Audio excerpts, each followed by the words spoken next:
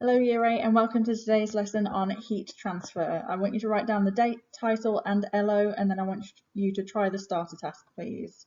So pause the video here and I'll continue in 5 seconds.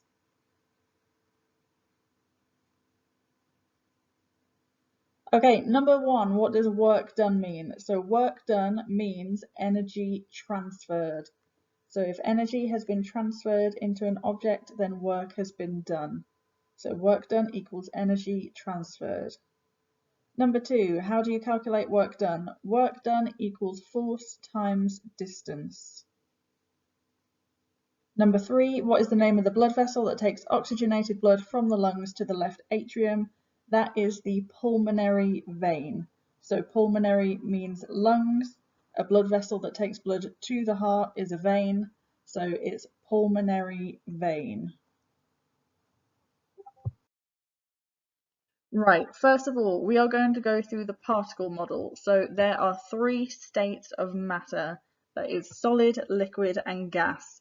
So if anyone asks you what the 3 states of matter are, all they mean is solid, liquid and gas. And we're going to look at how the particles are arranged in the states of matter.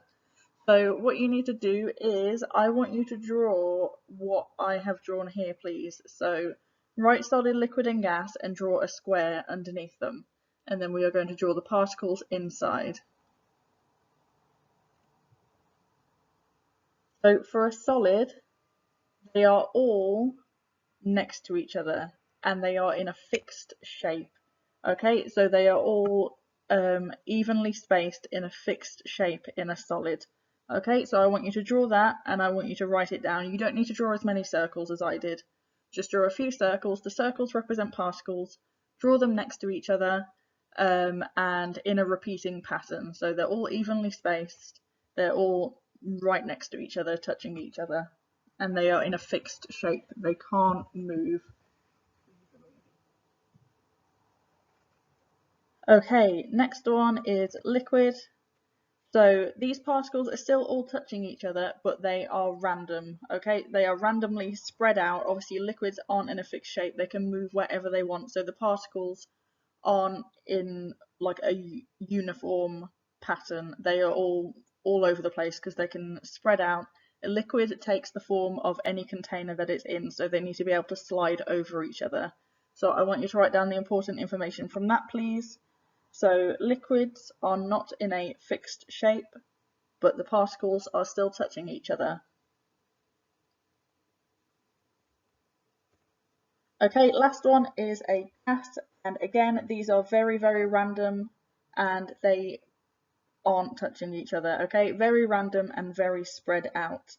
Now, where a lot of people go wrong is they think solids are in a fixed shape, they can't move, but they do, they vibrate, okay? So these particles, they have energy, they are vibrating. So they don't move all over the place like liquid and gas, but they still can move a slight bit. They are always vibrating. And liquids and gases can just move around wherever they want.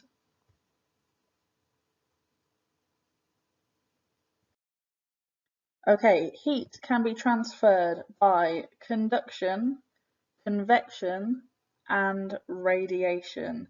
And we are going to go through these 3 ways that heat can be transferred now. So the first one is conduction. I want you to write conduction as a subheading, please, and this only occurs in solids. Okay, so conduction occurs in solids.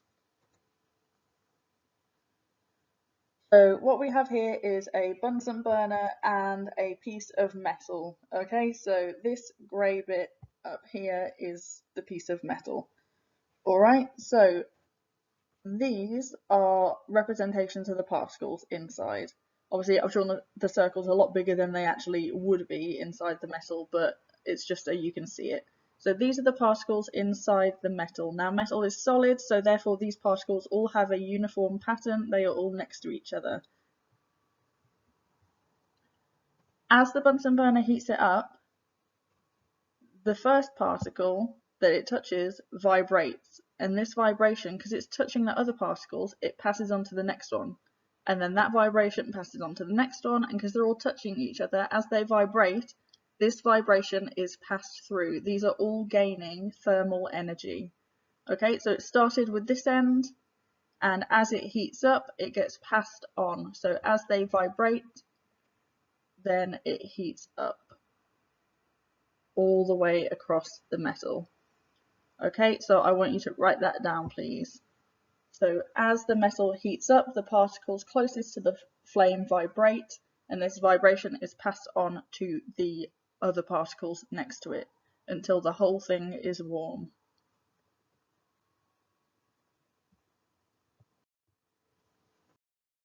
Right, next one, convection. So this occurs in liquids and gases. So liquids and gases, and the example I've got is in a liquid. Okay, so here we have a beaker of water and a flame heating it from underneath. As we heat up the water, the particles at the bottom that are getting hot move upwards. Okay, so they are moving upwards and they replace the particles up here. So the particles at the top get pushed down towards the heat. So all these particles at the bottom are being heated up by the flame. They move upwards when they get hotter, and that pushes the colder particles down to the bottom to get heated up. Okay, and we call this convection current. So it's constantly moving. The hot particles are going up, the cold particles are moving down, and then those ones get hot, so they move up, and then the ones at the top move down, etc. Okay, so the hot particles rise and they push the cold particles to the bottom, and this is called a convection current. Now this happens in gases too, it just so happens that I have done an example with a liquid, but it also happens in gases. So I also want you to do a subheading of convection and write down all the important information, please. And the last one is radiation. So radiation happens in a vacuum. Okay, so in space, there aren't any particles in space. It's a vacuum. Okay, so how on earth do we get energy from the sun to the earth? Because remember, the sun is where we get all of our heat energy on earth. Otherwise, it would be too cold to live on here. So in the middle, there aren't any particles, so the particles next to each other can't vibrate and pass it on because there aren't any. So what happens is we have something called infrared radiation, and that is just waves of energy. Okay, so the sun sends waves of energy that don't require any particles, and that's called infrared radiation. Okay, so radiation occurs in vacuums. I want you to write down all the important information from that slide as well, please.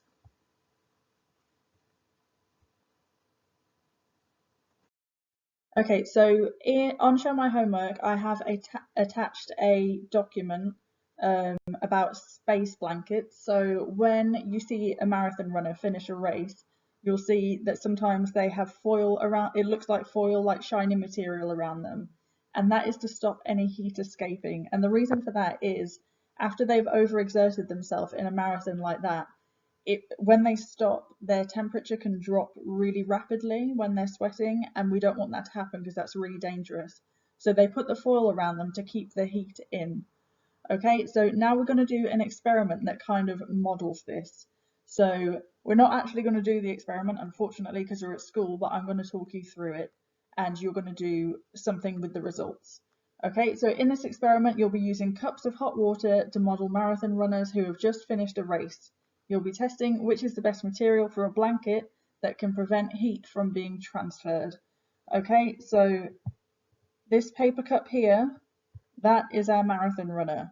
Okay, so we're going to have a paper cup filled with hot water, and that is going to represent our marathon runner and their body heat escaping after they've finished a race.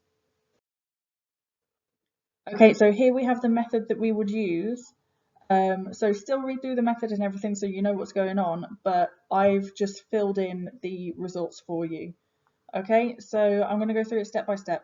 Number one, ensure you have 3 polystyrene cups, a piece of foil, and cling film and paper.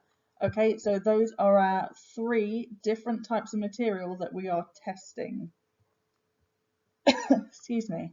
Okay, shape the 3 materials to ensure they will fit on top of the polystyrene cup. Fill each cup with the same amount of hot water. measure the temperature of each cup at the start. Okay, so now I'm going to go through our variables. So remember, independent variables are the ones we change. Okay, so the thing we are changing in this case is the material. So our independent variable is whether we're using foil, cling film, or paper.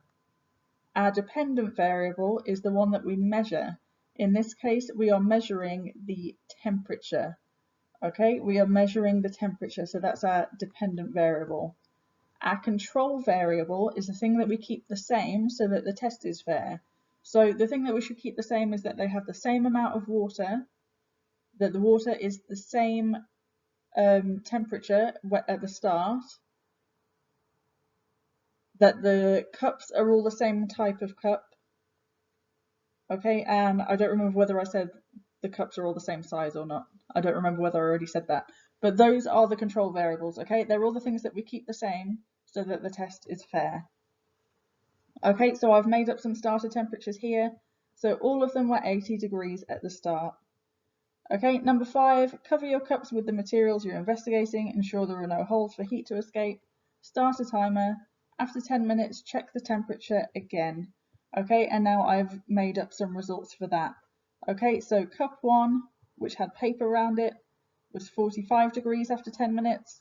The foil one was 59 degrees and the cling film was 31 degrees. So now you need to calculate the temperature change, so the difference between the start and the end temperatures. So you do the start temperature, take away the end temperature for each of those, and then you've got your temperature change. Okay, and then I want you to try and answer this question at the bottom.